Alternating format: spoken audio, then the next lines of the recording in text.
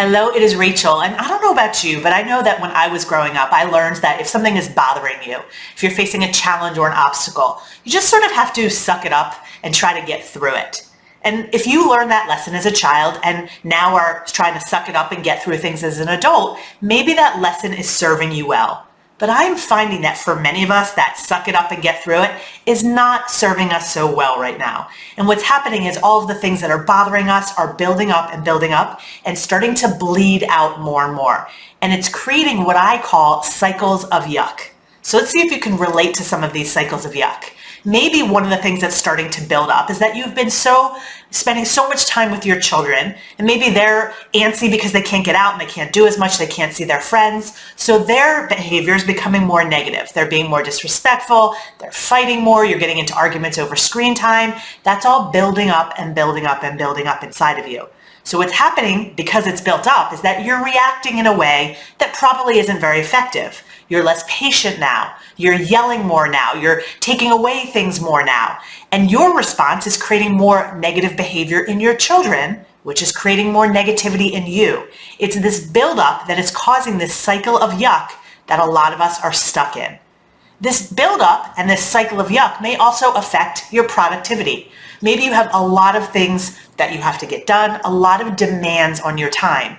And because it's starting to add up and build up, you're actually less productive. You're just more stressed. You're not getting as much done. And then you're feeling less productive and you're actually doing less and you're feeling more overwhelmed. That's another cycle of yuck that is caused by just trying to push through it. And I have more to do on my to-do list, but I can just suck it up and do it. It's not necessarily serving us well. And I want you to think about it this way. You have like trash building up in your brain and your mind. All of this yuck is building up. And just like you have to take out the trash in your home, you have to take out the trash in your mind as well. And the strategy that I suggest to help you take out this trash is what I call a yuck dump. A yuck dump is simply where you think about the things that are bothering you, the things that are building up. Now, you can simply ask yourself this question: what has been bothering me lately? What has been difficult lately? And I want you to answer that question and get it out of your head. You can write it down on paper. You can type it up. You can put it on your voice recorder. The key is to take out that trash that is in your mind.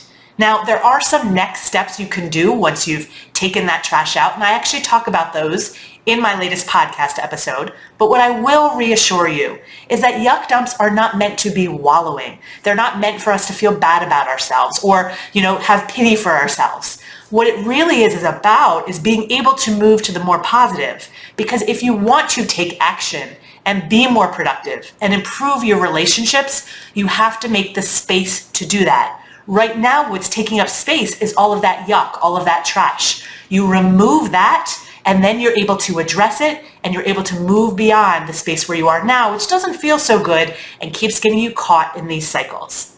Now, if you do want to hear more about yuck dumps and what you want to do next with the information you get from your yuck dump, I encourage you to listen to the latest podcast episode. You can find that on my website, rachel-bailey.com/71. I'll be back again soon with another tip for you.